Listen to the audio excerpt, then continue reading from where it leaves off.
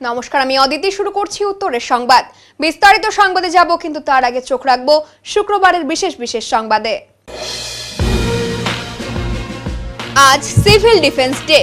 যে কোনো দুর্যোগের আগে ও পরে পরিস্থিতি মোকাবিলায় এগিয়ে আসা স্বেচ্ছাসেবকদের জেলা শাসক সহ বিশিষ্ট ব্যক্তিত্বদের উপস্থিতিতে মহড়ার আয়োজন জলপাইগুড়ি সিভিল ডিফেন্স কার্যালয় প্রাঙ্গণে।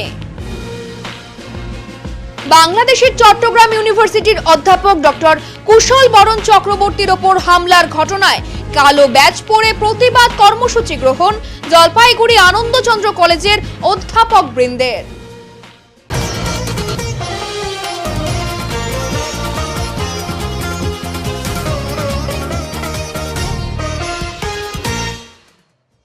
শ্রদ্ধার সাথে পালিত হলো বিপ্লবী দীনেশ চন্দ্র গুপ্তের আবির্ভাব দিবস।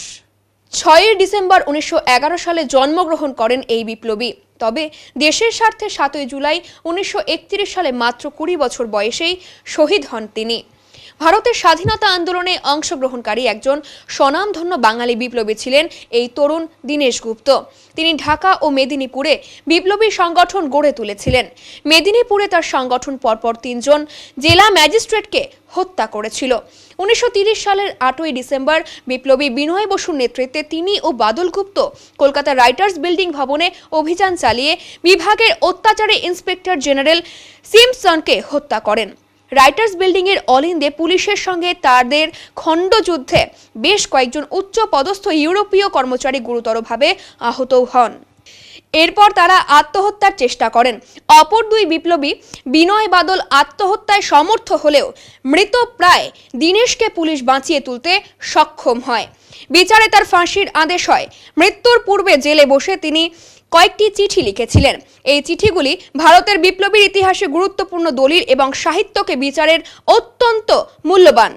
শুক্রবার সেই মহান বিপ্লবী দীনেশ চন্দ্র গুপ্তর 113তম আবির্ভাব দিবস শ্রদ্ধার সাথে পালন করল শিলিগুড়ি পুরসভা। এদিন জলপাই মোড়ে তার মূর্তিতে পুষ্প দিয়ে শ্রদ্ধা জানান মেয়র গৌতম দেব। উপস্থিত ছিলেন 4 নম্বর বড় চেয়ারম্যান জয়ন্ত সাহা সহ অন্যান্য পুর আধিকারিকেরা। জন্মদিন আমরা এখানে পুর নিগমের 4 নম্বর পৌর কমিটি, এসএফরোড মার্চেন্ট অ্যাসোসিয়েশন সবাই মিলে, নাগরিকরা মিলে আমরা দিনটি যথাযোগ্য মর্যাদার সাথে পালন করলাম, পুষ্পাঞ্জলি অর্পণ করলাম এবং আমরা পুর নিগমের আমাদের আমরা প্রাতঃস্মরণীয় ব্যক্তিদের আমরা যেভাবে স্মরণ করি, শ্রদ্ধাঞ্জলি জানাই, সেই অনুষ্ঠান একটু পরে আমরা সেখানেও করব। এবং 8 তারিখে আমরা বাদল বসু তার জন্ম এবং মৃত্যুদিন একই দিনে 8 ডিসেম্বর আমরা এখানেই পালন করব। একইভাবে দীনেশ গুপ্তর জন্মদিনেও আমরা। চট্টগ্রাম ইউনিভার্সিটির অধ্যাপক ডক্টর কুশল বরণ চক্রবর্তীর ওপর হামলার অভিযোগে কালো ব্যাজ পরিধান করে প্রতিবাদ জলপাইগুড়ির শিক্ষক সমাজের। শুক্রবার জলপাইগুড়ির অন্যতম প্রাচীন ঐতিহ্যবাহী শিক্ষা প্রতিষ্ঠান আনন্দচন্দ্র কলেজের অধ্যাপক বৃন্দ এই প্রতিবাদ কর্মসূচিতে অংশ নেন। প্রতিবাদ কর্মসূচি প্রসঙ্গে অধ্যাপক ডক্টর তন্ময় দত্ত জানান, গতকাল বাংলাদেশের চট্টগ্রাম ইউনিভার্সিটির অধ্যাপক ডক্টর কুশল বরণ চক্রবর্তীর সঙ্গে যে ঘটনা ঘটেছে তার তীব্র নিন্দা করছি আমরা। এর পাশাপাশি বিগত কয়েক মাস ধরে সেই দেশে বসবাসকারী সংখ্যালঘু সম্প্রদায়ের, বিশেষ করে হিন্দুদের ওপর যে নির্মম অত্যাচার করা হচ্ছে তার প্রতিবাদ করার পাশাপাশি ধিক্কার জানাচ্ছি এবং অবিলম্বে সমস্ত আন্তর্জাতিক আইন অনুযায়ী কেন্দ্রীয় সরকার উপযুক্ত পদক্ষেপ গ্রহণ করবে এই আশা রাখছি। গতকাল চট্টগ্রাম বিশ্ববিদ্যালয়ের অধ্যাপক ডক্টর কুশল বরণ চক্রবর্তীর উপরে একটা জঘন্য আক্রমণ হয়েছে বাংলাদেশের বর্তমানের ঘটনার পরিপ্রেক্ষিতে, এবং এটা কোনো বিচ্ছিন্ন ঘটনা নয়।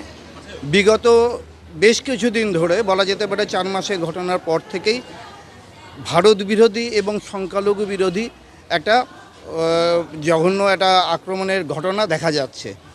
আমরা এই সমগ্র ঘটনারই তীব্র প্রতিবাদ জানাই এবং বিশেষত অধ্যাপক চক্রবর্তীর উপরে যে আক্রমণ ঘটেছে, আমরাও অধ্যাপক সমাজ হিসেবে তার প্রতি সলিডারিটি এবং এই ঘটনার নিন্দা করে পাশে থাকবার আহ্বান আমরা জানাচ্ছি। ভারত সরকার এখনও অবধি উপযুক্ত পদক্ষেপ নিচ্ছে বলেই আমাদের মনে হয়, এবং এটাকে বিচ্ছিন্নভাবে না দেখে যেন আরও যথাযথ পদক্ষেপ নেয়, আন্তর্জাতিক সমস্ত আইন কানুন মেনে এবং যাতে আমাদের দেশের মধ্যে সবার সঙ্গে সবার সম্প্রীতিটা সঠিক বজায় থাকে সেই দিকে নজর রেখে উপযুক্ত পদক্ষেপের আমরা আশা করছি। অপরদিকে এই প্রসঙ্গে আনন্দচন্দ্র কলেজের অধ্যক্ষ ডক্টর দেবাশিস দাস বলেন, গতকাল বাংলাদেশের চট্টগ্রাম ইউনিভার্সিটির অধ্যাপক ডক্টর কুশল বরণ চক্রবর্তীকে যেভাবে নিগ্রহের শিকার হতে হয়েছে তাতে আমরা মর্মাহত। আমরা আনন্দচন্দ্র কলেজের শিক্ষক সংস্থার পক্ষ থেকে এই ঘটনার তীব্র প্রতিবাদ করছি। সেই সঙ্গে যাতে এই দেশে দ্রুত স্বাভাবিক পরিস্থিতি ফিরে আসে, এই দুই দেশের মধ্যে শান্তি বজায় থাকে, সেই আশাও রাখছি। আনন্দ কলেজের শিক্ষক সংস্থার পক্ষ থেকে গতকালের যে বাংলাদেশে চট্টগ্রাম বিশ্ববিদ্যালয়ের অধ্যাপককে যে নিগ্রহের ঘটনা ঘটেছে তার প্রতিবাদ স্বরূপ আমরা আজকে কালো ব্যাজ ধারণ করেছি। আমরা আনন্দচন্দ্র কলেজের পক্ষ থেকে আমরা এর আশু সমাধান চাই এবং শান্তি ফিরে আসুক আমাদের পার্শ্ববর্তী দেশে। আমরা চাই তার জন্য যেই উপযুক্ত ব্যবস্থা প্রয়োজন তা যেন অবিলম্বে নেওয়া হয়। বিভিন্ন জায়গা থেকে ভারত বিরোধিতা তারা একটা বিভিন্ন জায়গায় বলছে ভারত তাদের ইসে করছে, এই বিষয়ে কি বলবেন? দেখুন, এই জন্য গভর্নমেন্ট অফ ওয়েস্ট বেঙ্গল আছে, নিশ্চয়ই তারা এই বিষয়ে ভাবছে। আমরা চাই যেন এই ঘটনাগুলো আর যেন না ঘটে সমাজের মধ্যে। আমরা সবাই একসাথে আগেও যেরকম ছিলাম সেভাবেও আমরা থাকতে চাই। সেই সম্প্রীতিটা যেন আমাদের মধ্যে বজায় থাকে, শান্তি যেন আমাদের মধ্যে বজায় থাকে। একটা ভিডিও সেই দেখা হিসাবে গেছে যেটা বাংলাদেশের কলেজের গেটে ভারতের পতাকা মাটিতে ফেলে রেখে তার উপর দিয়ে যাওয়া করছে ছাত্ররা। এটা কিভাবে দেখছে? দেখুন, এগুলো তো কখনোই কাম্য নয়। আমরা চাইও না যে এই জিনিসগুলো যেন আবারও ঘটুক। আমরা চাই তার জন্য যেন উপযুক্ত ব্যবস্থা নেওয়া হয়। আমার নাম আমি অধ্যক্ষ আনন্দচন্দ্র কলেজ ডক্টর দেবাশিস দাস। একদিকে দুয়ারে সরকারের রেশন বন্টনের ঘটনা, অপরদিকে রেশন গ্রাহকদের কাছ থেকে রেশন ছিনিয়ে নেওয়ার ঘটনার কথা উঠে এলো রাজগঞ্জ ব্লকের পানকৌড়ি এলাকায়। এদিন পানিকৌড়ি অঞ্চলে ফকির দ্বীপে ছিল দুয়ারে সরকারের রেশন বন্টন। সেই বন্টনে রেশন নিয়ে ফেরার পথে রেশনের আটা প্রায় হাইজ্যাক করে অল্প মূল্যে প্রায় জোর জবস্তি করে তুলে নিচ্ছে ফোরেরা। চন্দন দাসের রেশন দোকানের বন্টনের দায়িত্ব ছিল সিঞ্চন দাসের ওপর। তিনি বলেন, আমরা রেশন বন্টন করছি, পিছনে কি হচ্ছে না হচ্ছে তা আমরা দেখতে পাচ্ছি না। একাধিকবার বলা হয়েছে, তা সত্ত্বেও কেনা বেচা হচ্ছে, সেখানে আমাদের কি দায়িত্ব আছে? একজন রেশন উপভোক্তা আটা ও চাল মিলে 5 কেজি পায়। এক্ষেত্রে এক প্যাকেট আটা থেকে তাতে থাকে 950 গ্রাম। দেখা গেল উপভোক্তাদের থেকে 10 টাকা প্যাকেট হিসেবে আটা এবং আতপ চাল 20 টাকা কেজি দরে কিনে নিচ্ছেন ফোরেরা। সেই রেশন সামগ্রী টোটোতে করে ফোরেরা নিয়ে যাচ্ছে, যেখানে বাজারে আটার দাম 40 থেকে 45 টাকা এবং চালের দাম কেজি প্রতি 40 থেকে 45 টাকার নিচে নয়। এ ব্যাপারে রাজগঞ্জ ফুড অ্যান্ড সাপ্লাইয়ের সার্কেলের ইন্সপেক্টর টি শেরপা বলেন, আমাদের বন্টনের ক্ষেত্রে উপভোক্তারা কম এবং সঠিক সামগ্রী পাচ্ছে কিনা সেই বিষয়টা গুরুত্বপূর্ণ। এতগুলো আটা এত আটা কোথা থেকে পাচ্ছ? হ্যাঁ, আটা চাল কি নাম তোমার? কি নাম তোমার? কি নাম আপনার? কি নাম? আপনি এভাবে রেশন জিনিস এভাবে নিতে পারেন? হ্যাঁ, ঠিক আছে, কিনবো। এভাবে আপনি নিতে পারেন? কি নাম আপনার? কি নাম? বললাম আমি 2 টাকা কিনতে চাই, কিনবো না। কি নাম আপনার? কত করে কিনছেন আটাগুলো? কত করে কিনছেন? কি কত করে কিনছেন? এভাবে আপনি কিনতে পারেন? কিনবো না। হ্যাঁ,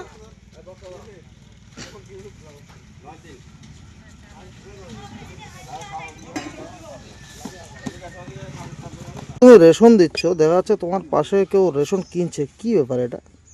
আমরা তো রেশন দিতে ব্যস্ত, আমি দেখতে পাচ্ছি না যে পেছনে কি হচ্ছে। তবে যারা কেউ এখানকার লোকাল যারা এসছে, কেউ কিনছে হয়তো লোকাল যারা ফরিয়া, সেটা আমি তার দায়িত্ব। আমি তো ওদেরকে অনেকবার বলেছি চলে যাও, কথা শোনে না লোকাল লোক, আমি কি করতে পারি আর? এইভাবে কি রেশনের জিনিস মজুত করতে পারে, কি মনে করছেন? করতে পারে না। এখন এখানে লোকাল হচ্ছে, লোকাল লোক, আমি কি রেশন দেবো না আমি ওটার দিকে নজর দেবো? আপনি বলেন। এটা তো আমরা জানতেছি পেনি, কিন্তু আমাদের কিছু করার নাই, তো আমরা তো দিতে ব্যস্ত। তারা মানা করতে তারা নিচ্ছে। তারা কি এখানকারই যারা নিচ্ছে? আমার কথা হচ্ছে পাবলিক কেন দিচ্ছে? পাবলিকের তো দেওয়া উচিত না।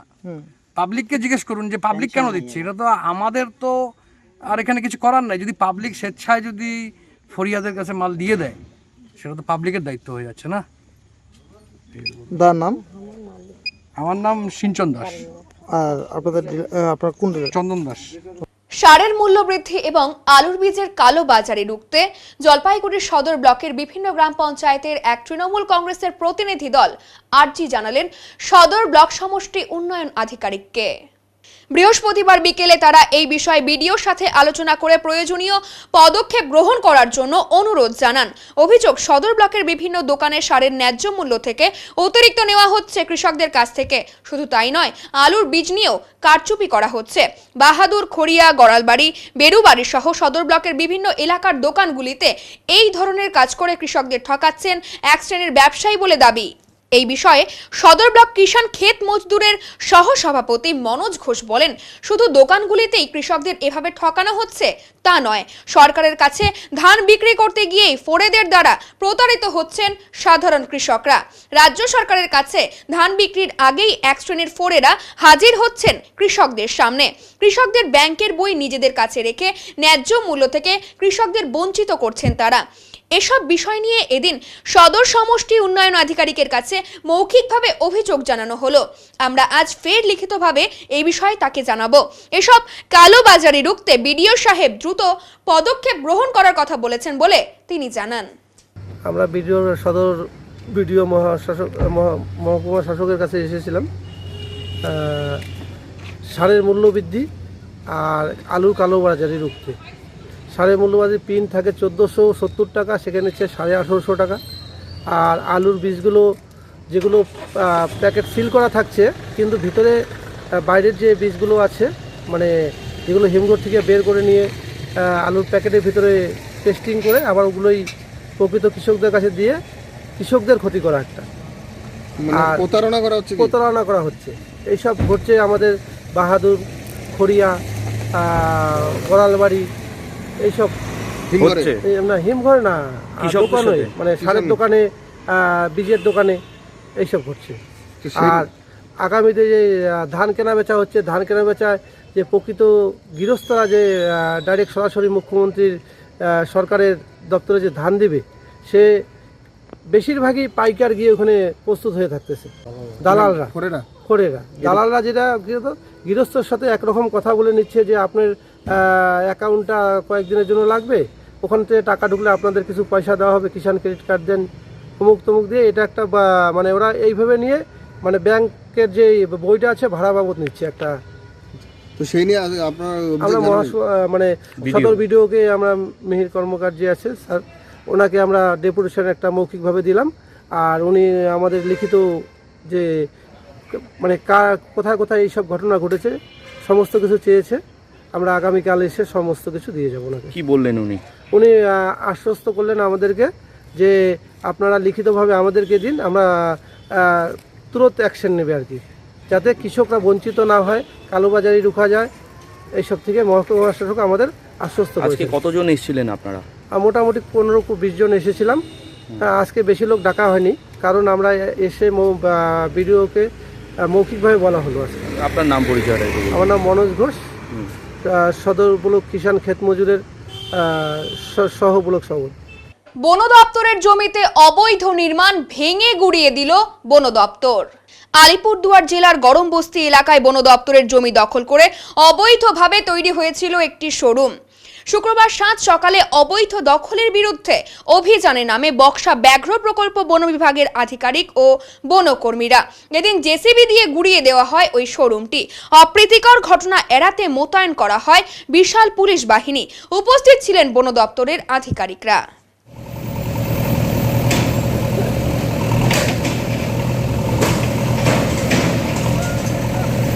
तो ये जो महिंद्रा शोरूम जो है वो तो रिसर्व फॉरेस्ट लैंड में है, एंग्रोस्ड रिसर्व फॉरेस्ट लैंड में है। तो बक्सा टाइगर रिजर्व के अंदर में पड़ता है, वन दफ्तर का लैंड है। तो इसमें हम लोग शोकोस किया था, जॉइंट सर्वे किया लैंड डिपार्टमेंट के साथ मिलके, और फिर डॉक्यूमेंट सब मतलब चेक करके, लैंड रिकॉर्ड सब चेक करके फाइनलाइज किया, कंफर्म किया कि ये फॉरेस्ट डिपार्टमेंट का लैंड है। तो उसमें इलीगल स्ट्रक्चर ऑपरेट कर रहा था, तो आइन के हिसाब से हम लोग उसको डेमोलिश कर रहा है। ठीक है, ये तो अभी प्रोसेस में है, अभी तो टाइम लगेगा। ये तो 2 फ्लोर का कंस्ट्रक्शन है, वो अभी कंक्रीट कंस्ट्रक्शन बना है। हमारा वाइल्ड लाइफ का मूवमेंट वाला रूट भी है, वो भी ब्लॉक हो रहा है, मतलब आइन के ठीक खिलाफ में है। ठीक है, उनको पहले से हम लोग अपॉर्चुनिटी भी दिया था, 1 हफ्ते के अंदर पूरा हटा के लेके जाओ, नहीं तो आप अपने आप तोड़ के हटा लो, लेकिन वो मना नहीं, नोटिस सब है और शोकॉस नोटिस है, एविक्शन नोटिस है, सब कुछ दिया गया है, लेकिन कुछ एक्शन उनके तरफ से नहीं हुआ, तो हम लोग फॉरेस्ट डिपार्टमेंट की तरफ से लीगली इसको एविक्ट कर रहे हैं आज।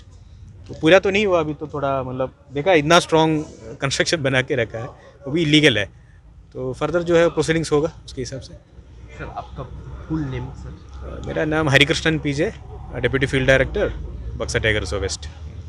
শীত পড়তে সকাল থেকে সন্ধে পর্যন্ত উত্তরবঙ্গের পথে ঘাটে আজও স্বমহিমায় উত্তরবঙ্গের প্রাচীন খাবার ভাঁকা পিঠা। নেই কোনো বিজ্ঞাপন, নেই কোনো আধুনিক রংচঙে মোড়ক, তবু আজও ভোরের আলো ফুটতেই ৮ থেকে ৮০ ভিড় জমায় ধুমায়িত ভাঁকা পিঠের উনুনের পাশে। উত্তরবঙ্গের গ্রামাঞ্চল থেকে শহরের পথে ধারে এমন দৃশ্য ফুটে ওঠে শীতের আমেজ শুরু হতেই। প্রচলিত নাম ভাঁকা, মূলত আতপ চালের গুঁড়োর সঙ্গে গুড় বা চিনি মিশিয়ে গরম জলীয় বাষ্পের সাহায্যে প্রস্তুত করা হয় উত্তরবঙ্গের অন্যতম প্রাচীন এই খাবার।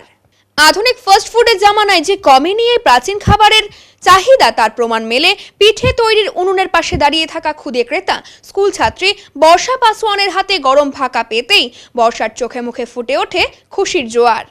একদিকে উপার্জন, অপরদিকে উত্তরের ঐতিহ্যকে বয়ে নিয়ে চলা শান্তনা রায় পথের ধারে গাছের শুকনো ডালপালা জ্বালিয়ে ভাঁকা তৈরির মাঝে জানান দীর্ঘ সময় ধরে এভাবেই শীতের মৌসুমে ভাঁকা বানিয়ে বিক্রি করে আসছেন। বর্তমানে চালের দাম বৃদ্ধির কারণে বেড়েছে খরচ, যে কারণে 10 টাকা একটি ভাঁকা তুলে দিতে পারছেন ক্রেতাদের হাতে।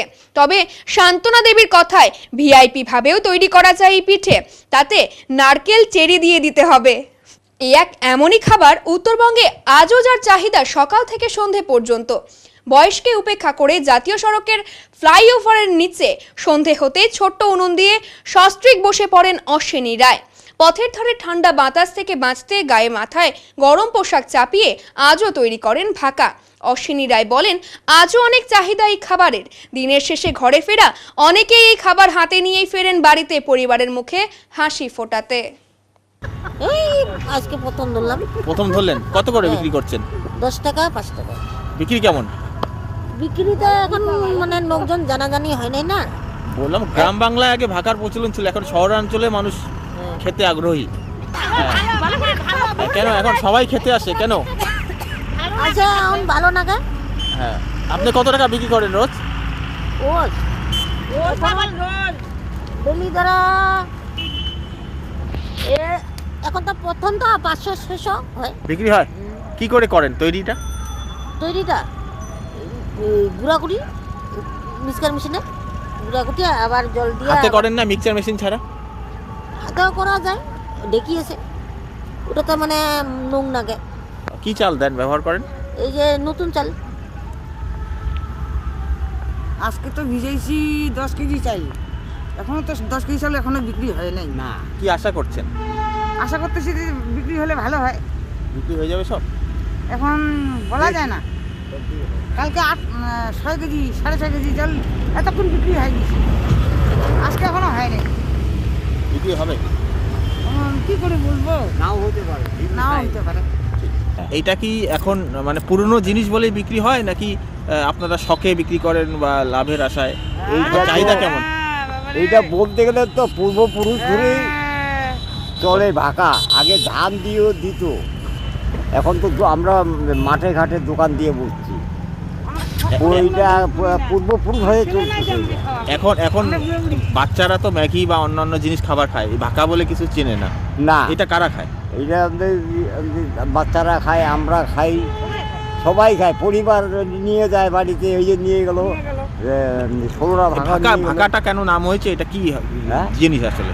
এটা আগেকার দিনে ভাঁকায় বলতো আতপ চাউল, গুড়, চিনি ইত্যাদি। এইগুলা অনেক দেওয়া যায়, নারকেলের ঝুড়ি ফুড়ি, দুধ দেওয়া যায়, অনেক রকম করে খাওয়া যায়। এখন কি চাহিদা আছে? হ্যাঁ, ভালো চাহিদা আছে। আমরা এখানে কয়টা করে বিক্রি করেন রোজ? তাও মোটামুটি 10 কেজি 15 কেজি, সিজনে 10 কেজি 15 কেজি বেশি বিক্রি করেন। মানে 10 কেজি 15 কেজি চাল আর কি। আচ্ছা, ওগুলা বিক্রি। লাভ কেমন হয় এক একটা? হয় মোটামুটি ওই মানে দুইজনের ওই 200-300 করে হাজিরা উঠে যায়। এখন নিয়ে নিচ্ছি ছোট্ট একটি বিরতি, ফিরে আসছি আরো খবর নিয়ে, সঙ্গে থাকুন। সব সময় সব দিকের সব খবর পেতে সাবস্ক্রাইব করুন, বেল আইকনটি প্রেস করে আপডেট থাকুন।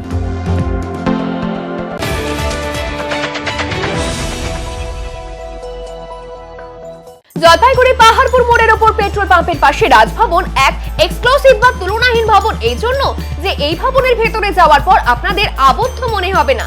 চারিদিকে বড় বড় কাঁচের জানলা থেকে দূরের পাহাড়, সবুজ মাঠ, গাছ, দিঘির জলের পদ্ম, নানা জাতের পাখি দেখতে পাবেন। থাকছে পার্কিং এর বিশেষ সুবিধে। তাই আপনাদের ছেলে মেয়েদের বিয়ে দিতে অবশ্যই ভাবতে হবে রাজভবনের কথা, যেখানে বিয়ে হবে রাজকীয় ভাবে। এছাড়া কনফারেন্স, মিটিং, গেস্ট রুম, অন্নপ্রাশন বা অন্যান্য সামাজিক ক্রিয়ার জন্য উপযুক্ত জায়গা এই রাজভবন।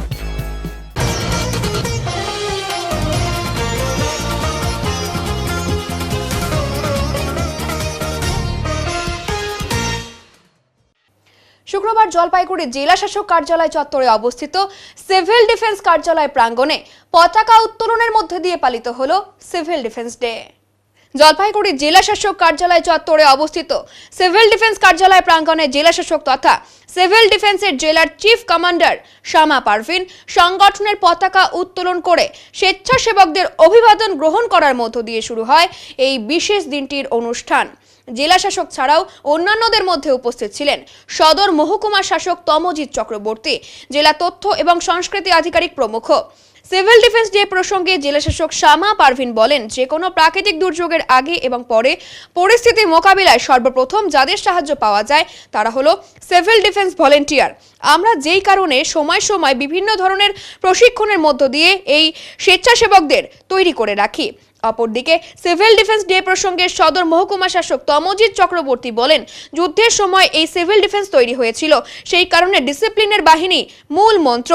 আজ সারাদিন সিভিল ডিফেন্স ডে, এই উপলক্ষে আজকে বিভিন্ন পরিস্থিতি মোকাবিলায় সিভিল ডিফেন্স দ্বারা ব্যবহৃত সরঞ্জাম সাধারণ মানুষের জন্য প্রদর্শিত করা হবে। সিভিল ডিফেন্স মানে যখন কোনো ডিজাস্টার হোক, যখন কোনো প্রবলেম, প্রাকৃতিক বিপদ আসে, ফার্স্ট লাইন অফ ডিফেন্স কে থাকে? আমাদের যেটা সিভিল ডিফেন্সের ভলেন্টিয়ার্স আছে, ওরাই আগে সব থেকে আগে পৌঁছে যায়। আমাদের কমিউনিটি থেকে এদেরকে জয়েন করা হয়, ওদেরকে ট্রেনিং দেওয়া হয়। তার জন্য দেওয়া হয় কি আমাদের যখনও কোনো ডিজাস্টারের জন্য যখন হয়ে যায় ওই সময় নেই, ওর যে প্রিভেনশন আছে, ওর যে প্রিপেয়ারনেস আছে, ওর যে যখন রেস্কিউ করতে হয়, রিলিফ করতে হয়, তখন এদেরকে ট্রেনিং দেওয়া, এদের মধ্যে ট্রেন করে আমাদের যখনও এরকম হয় ওরা এটা পার্টিসিপেট করে আমাদের ডিজাস্টারকে ম্যানেজ করে। আপনারা সবাই দেখেছেন এই বছরে যখন বার্নিশে হয়েছিল, সব থেকে আগে সব থেকে প্রথম কে পৌঁছেছে আমাদের সিভিল ডিফেন্সের লোকে পৌঁছেছে, অনেক লোকে বেঁচেছে। মানে এরকম ছবি দেখে মানে আপনি খুব ইমোশনাল হয়ে যায়। এরকমও ছবি আমরা দেখেছি কি এরা টাইমলি পৌঁছে ওদেরকে হেল্প করেছে। যখন গাছ কিছু পড়ে যায়, গাছের কাটা থেকে শুরু করে লোকজনকে যদি বাঁচাতে হয়, ইভেন নট অনলি আমি জেলায়, আপনার জেলা বলছি না, আমাদের অন্য জেলায় যখন মালদাতে বন্যা হলো, ওখানে যে ভুতনি চর আছে, ওখানেও সিভিল ডিফেন্সের ইম্পর্টেন্স আপনারা দেখেছেন, অবশ্যই দেখেছেন, টিভিতে দেখেছেন, নিউজে দেখেছেন। আমাদের জেলায় যখন আমাদের জেলা খুবই ডিজাস্টার প্রোন আছে। ফ্ল্যাশ ফ্লাড হয়ে যায় কোনো সময় এমনি ফ্লাড চলে আসে। আর যেটা লাস্ট টাইম হলো সাইক্লোনিক কন্ডিশন, এটা তো খুবই রেয়ার কন্ডিশন ছিল, কিন্তু আমাদের জেলায় হয়েছিল 2 মিনিট 3 মিনিট মধ্যেই, আর মানে অনেক ক্ষতি হয়েছে। কিন্তু আমরা আমাদের লোকের, আমাদের যে ফোর্স আছে ওদের হেল্প থেকে আমরা অনেকটাই ফিরে আসতে পেরেছি। আগামী 7ই ডিসেম্বর থেকে শিলিগুড়িতে শুরু হতে চলেছে 42তম উত্তরবঙ্গ বইমেলা। আগামী 7ই ডিসেম্বর শিলিগুড়িতে শুরু হতে চলেছে উত্তরবঙ্গের বইমেলা। কাঞ্চনজঙ্ঘা স্টেডিয়ামের মেলা প্রাঙ্গণে আয়োজিত হয়েছে এই বইমেলা। এর আগে 6ই ডিসেম্বর শহরের একটি বর্ণাঢ্য শোভাযাত্রার আয়োজন করা হবে। সাংবাদিক বৈঠক করে বিষয়টি জানান মেয়র গৌতম দেব। মেয়র আরও জানান, বইমেলার উদ্বোধনী অনুষ্ঠানে উপস্থিত থাকতে চলেছেন অনির্বাণ চক্রবর্তী তথা পর্দার একেন বাবু এবং বিশিষ্ট লেখিকা অর্পিতা সরকার। গতবারের তুলনায় এবছর বইমেলায় অংশগ্রহণে প্রকাশনীর সংখ্যাও কিছুটা বেড়েছে। এবারে প্রায় 94টি প্রকাশনী এই বইমেলায় অংশগ্রহণ করতে চলেছে। এছাড়াও কয়েকটি নতুন প্রকাশনীও এই বইমেলায় অংশগ্রহণ করবে। প্রায় 250 এখন আছে কোচিং সেন্টারে, তাদের সবাইকে এখানে মঞ্চে ওরা ডেকে নিয়ে সম্বোধনা দেবে, সহযোগিতাও কিছু করবে। আর স্কুল থেকে ড্রেস পরে আসলে। আর স্কুল থেকে যে ড্রেস পরে আছে, স্কুল থেকে যে অর্গানাইজ করে নিয়ে আছে, আমরা তাহলে বিভিন্ন আমরা স্কুলগুলোকে বলেছি, হ্যাঁ, তারা আমাদের কোনো টিকিট লাগবে না, ওইটা আমরা মানে স্কুল থেকে ড্রেস পরে নিয়ে আসলো। স্কুল ড্রেসে আসলে বোঝা যায় না, স্কুল ড্রেস কোডে আসলে তাদের থেকে স্কুল থেকে অর্গানাইজ করে নিয়ে আসে। স্কুল অর্গানাইজ করে নিয়ে নিয়ে আসে, সেটা আমরা বলছি এমনি ফ্রিতে তাদের এন্ট্রি হবে, হ্যাঁ, ফ্রি আর কি, ফ্রি এন্ট্রি হবে। একটু বেড়েছে, হ্যাঁ, অ্যাকচুয়ালি তো লাস্ট ইয়ারে 74 ছিল, এবার 94 এবং আসছে, আরও আসছে, আমরা নিতে পারছি না। ধূপগুড়ি পুরসভা সংলগ্ন শিলিগুড়ি জলপাইগুড়ি জাতীয় সড়কের পাশে এবং ধূপগুড়ি স্টেশন থেকে ঢিল ছোড়া দূরত্বেই নয়াঞ্জলি ভরাট করে দখল করার চেষ্টার অভিযোগ উঠেছে। সংশ্লিষ্ট এলাকার স্থানীয় ব্যবসায়ীদের অভিযোগের পরিপ্রেক্ষিতে এর আগেও বিষয়টি নিয়ে খবর সম্প্রচারিত হয়েছিল। সে সময় পুরসভার পক্ষ থেকে ব্যবস্থা নেওয়ার আশ্বাস দিলেও এখনো পর্যন্ত সেই কাজ অধরা বলেই অভিযোগ। ওই জলাশয়টি বর্তমানে সম্পূর্ণ ভর্তি হয়ে গিয়েছে নোংরা আবর্জনা দিয়ে। পাশাপাশি প্রত্যেকদিন রাতের অন্ধকারে নোংরা আবর্জনায় আগুন ধরিয়ে পুরোপুরিভাবে জায়গাটিকে ব্যবহারের উপযোগী করে তোলা হচ্ছে। প্রশ্ন উঠছে, এভাবে কি জলাশয় ভরাট করে দেওয়া যায়? স্থানীয় ব্যবসায়ীরা সরকারি জায়গা দখল করে কিছু না বললেও আবর্জনায় আগুন ধরিয়ে দেওয়ার পর কালো বিষাক্ত ধোঁয়ায় এলাকায় ব্যবসা করা যন্ত্রণার হয়ে দাঁড়িয়েছে বলে জানান। ব্যবসায়ীদের অভিযোগ, পুরসভাকে একাধিকবার জানানো হলেও সুরাহা হচ্ছে না। এদিকে পথ চলতি মানুষও গোটা বিষয়টি দেখে প্রশ্ন ছুড়ে দিচ্ছেন প্রশাসনিক কর্তাদের ওপর। অন্যদিকে জলপাইগুড়ি জেলা তৃণমূল কংগ্রেসের সাধারণ সম্পাদক তথা ধূপগুড়ি পুরসভার পৌর প্রশাসক মণ্ডলীর সদস্যের বক্তব্য, বিষয়টি দ্রুত খুঁটিয়ে দেখা হবে। এগুলো এখন কারা করছে সেটা তো জানি না, এর আগেও তো অনেকবার কমপ্লেন করছি, তাও এরকমই আর কি, কিচ্ছু হচ্ছে না। এখানে ওই ধোয়ার জন্য কাজ করা যায় না, একজন তো শরীরই খারাপ হয়ে গেছে, যে ওই হচ্ছে গ্যারেজ মালিক সে তো আসেই না ওই ধোয়ার জন্য। আমরাই এরকম করে কাজ করি, এখন কি করা যায়? এখন পুরসভা হয়েও যদি এইরকম নোংরা সাইডে যদি এরকম ডাস্টবিন কিচ্ছু নাই, মানে কিভাবে এটা ভরাট হয়ে গেল তাড়াতাড়ি?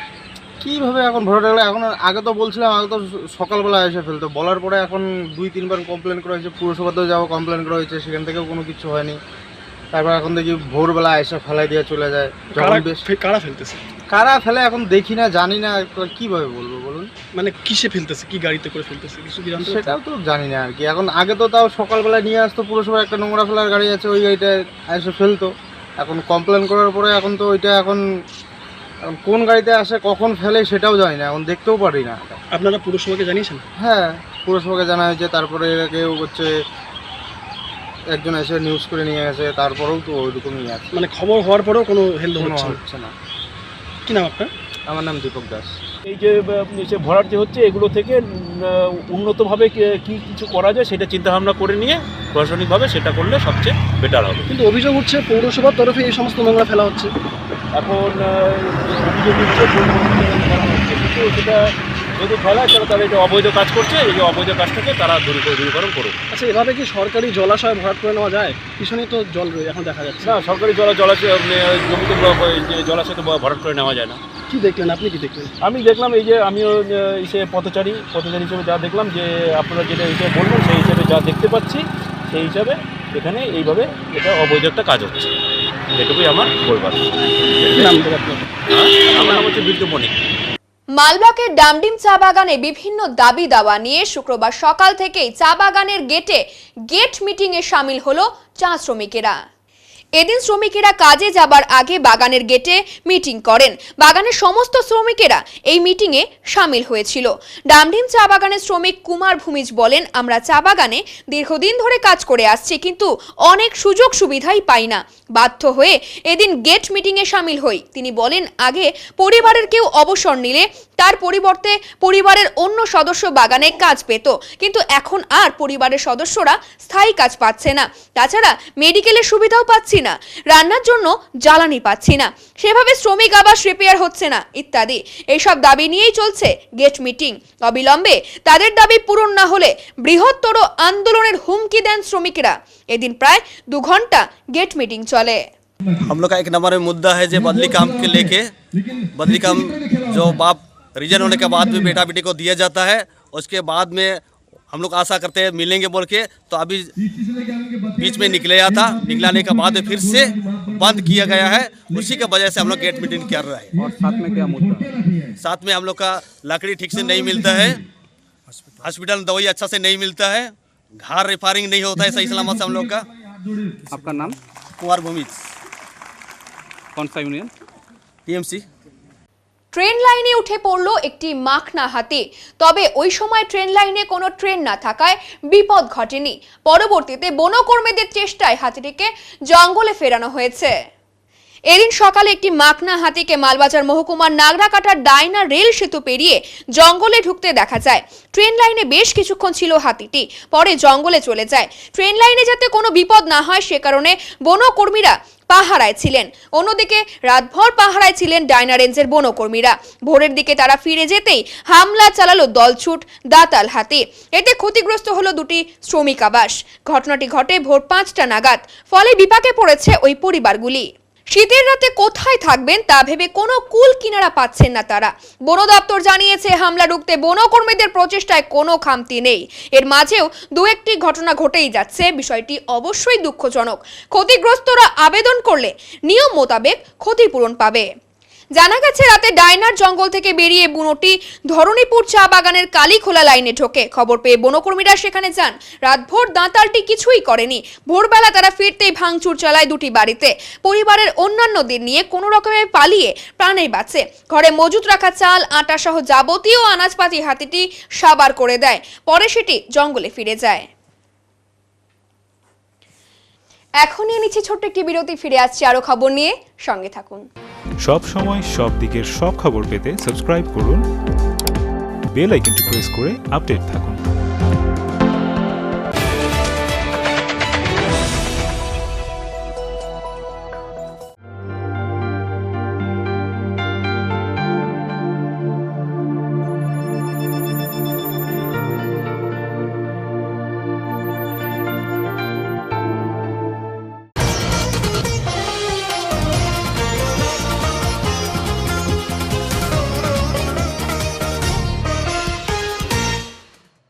শীতের পরিবেশ তৈরি হচ্ছে জলপাইগুড়ি জেলা জুড়ে, বাড়ছে শীতের আমেজ।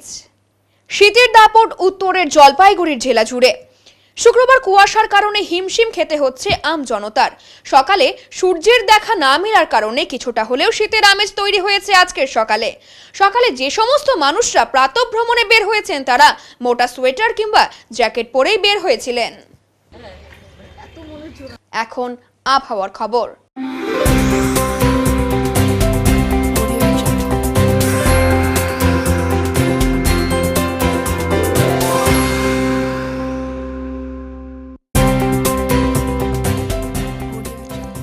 কেন্দ্রীয় আবহাওয়া দপ্তরের জলপাইগুড়ি কেন্দ্র থেকে পাওয়া তথ্য অনুযায়ী শুক্রবার দিনের সর্বোচ্চ তাপমাত্রা ছিল 25.4 ডিগ্রি সেলসিয়াস এবং সর্বনিম্ন তাপমাত্রা ছিল 14.2 ডিগ্রি সেলসিয়াস। গত 24 ঘন্টায় কোনো বৃষ্টিপাত হয়নি। শেষ করবার আগে আজকের বিশেষ সংবাদ আরো একবার। আজ সিভিল ডিফেন্স ডে। যে কোনো দুর্যোগের আগে ও পরে পরিস্থিতি মোকাবিলায় এগিয়ে আসা স্বেচ্ছাসেবকদের জেলা শাসক সহ বিশিষ্ট ব্যক্তিত্বদের উপস্থিতিতে মহড়ার আয়োজন জলপাইগুড়ি সিভিল ডিফেন্স কার্যালয় প্রাঙ্গণে। বাংলাদেশের চট্টগ্রাম ইউনিভার্সিটির অধ্যাপক ডক্টর কুশল বরণ চক্রবর্তীর ওপর হামলার ঘটনায় কালো ব্যাজ পরে প্রতিবাদ কর্মসূচি গ্রহণ জলপাইগুড়ি আনন্দচন্দ্র কলেজের অধ্যাপক বৃন্দের। উত্তরের মন পরিবেশিত উত্তরের সংবাদ এখনকার মতো এই পর্যন্তই। নমস্কার।